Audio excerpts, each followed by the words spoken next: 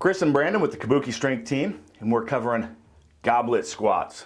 So goblet squats we really like. We incorporate in a lot of our warm-ups and a lot of our teaching of basically new clients, new members, because it turns on a lot of things that need to happen automatically.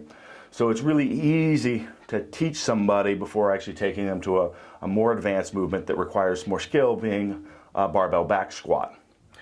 So as you're doing a goblet squat, you want to be very aware of a lot of the principles. So you're going to want to watch our rooting videos, advanced rooting, intra-abdominal stabilization, lat engagement, wedging. These are all concepts that we're going to go over kind of very briefly as we do this. But you want to think about those, because that's the beauty of doing this as a cueing strategy, is it's practice.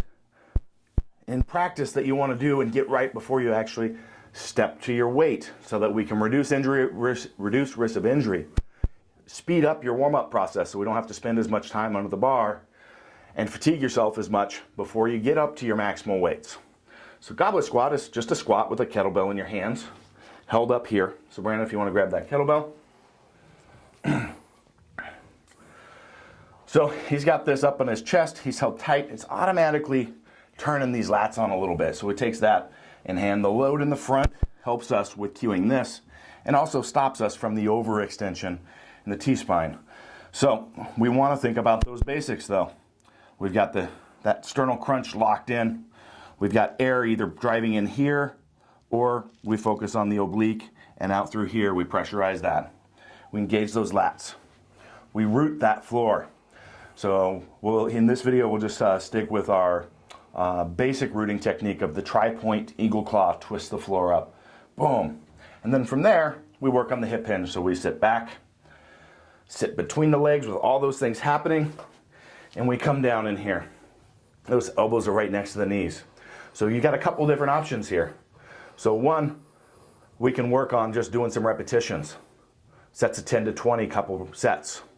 Or you could take some time down here in the hole. And Brandon could actually take his elbows inside his legs here. And if he's working some mobility stuff, actually spend a little bit of time down here. But never losing the IIP. So you want to be very aware of this lumbar position and never, never lose this. So if we lose this, we lose the effect of spending the time in this position. So we don't want to bend over or round into it. We've got to have that quality there. But if he can spend 30 seconds in here and then push out against these, while he pushes out, actually fire and kind of squeeze against himself. As he squeezes against himself, that's actually going to cue and help him keep this lumbar position and keep that core locked in.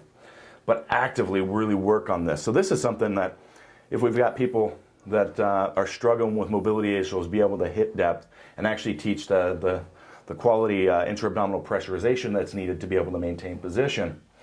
So Brandon, let's go ahead and have you turn to the side and do this so people can see the lumbar position as you do this. So it's going to lock everything in, keep that perfectly neutral back, boom.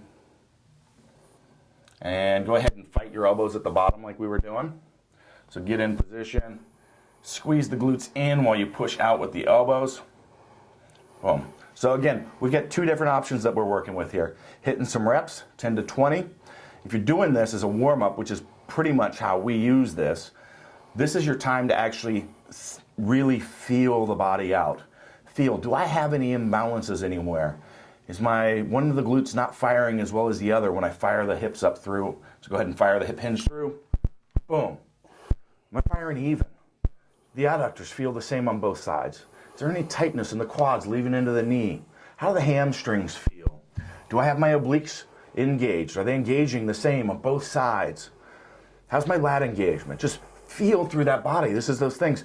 And then you can go, okay, what's my plan for today? So this is really, I love using the goblet squat, is a test, retest. So if I'm going to do my warm-ups, I'm going to start with the goblet squat and go, all right, what do I need to focus on? Is it hamstrings? Is it adductors?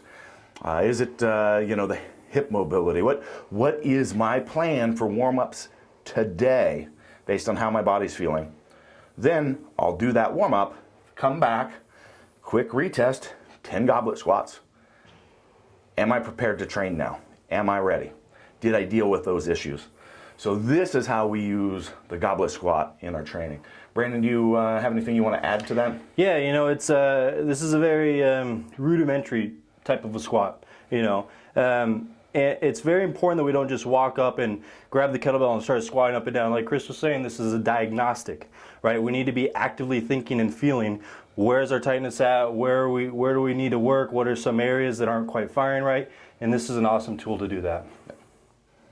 All right, have fun with the test retest on the goblet squat for your warm-ups.